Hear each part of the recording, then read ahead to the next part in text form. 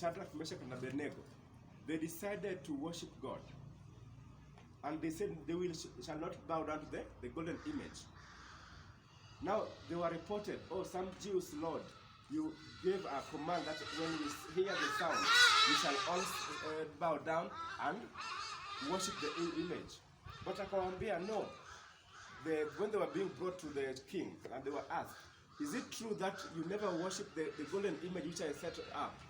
They said, Lord, they said, King, let it be known to you that we shall not bow down to a golden image. Later on, fire was lit, ikatengenezwa moto kubwa sana, ikawakishwa mara 7 kuliko vile ilikuwa inakishwa. Kwa tied vizuri, wakafungwa vizuri na wanaume wamejaa vizuri, mabonsas, wakatupa kwenye moto. Walisema hata kama itakuwa inatukost life yetu, I will not bow down to the devil, the image. What happened? Nebuchadnezzar sitting on the throne, kwa kiti chake, anaangalia na tazama ili acheke, watu wanaangamia, wakaona, did we not put the 3 men? Why are they now 4? And the 4th man is looking like the Son of God, Jesus. Meaning, Yesu alikuwa ametangulia kwa ile moto before hata hawa wafike.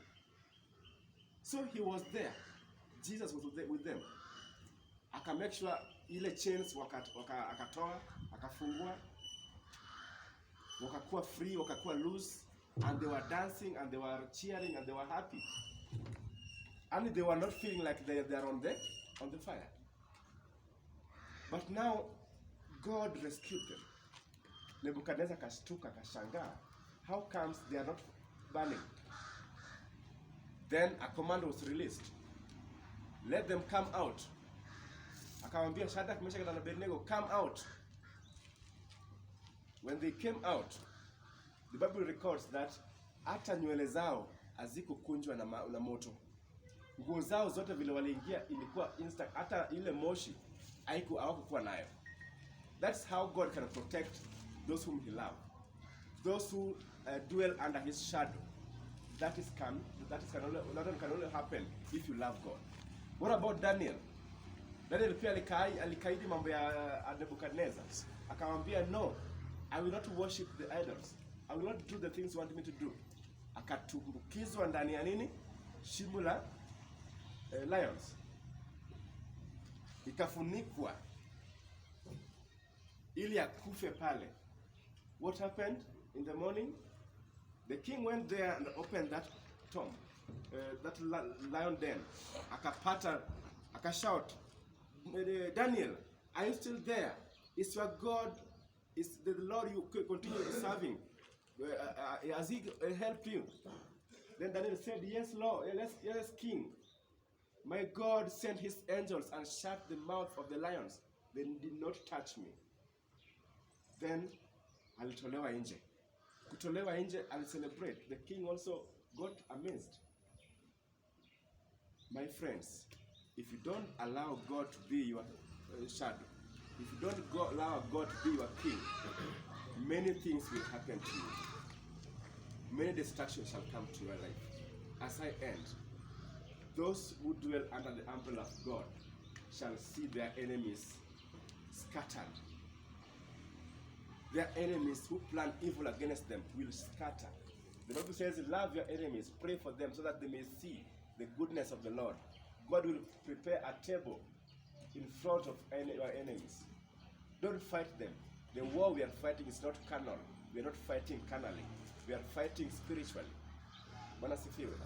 So those who dwell under the umbrella of the Lord, they shall have more reward.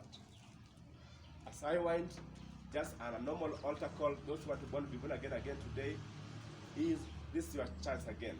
Wale waliokuka jana, I want to see you during lunchtime. Tuongee kidogo for 20 minutes. Niwa encourage over issues ile mtaanza kufanya step by step. Then wale wanataka kuka leo tena. This is your only chance. Remember, there is no going to heaven without salvation. The key is salvation. Step 1. Ni kuokoka. Usidanganywe. The first step to go to heaven to see God is you must have a pure heart. Pure heart, you only gain it through salvation. Na hakuna mazuri kwa dunia. Dunia haina mazuri. Dunia ni machafuko na kilio na kuombolezana. So those who want to be born again today, inua mkono juu, kuja mbele tukuombee. Ili uepuke hukumu ile shetani atakuingiza kwa hell.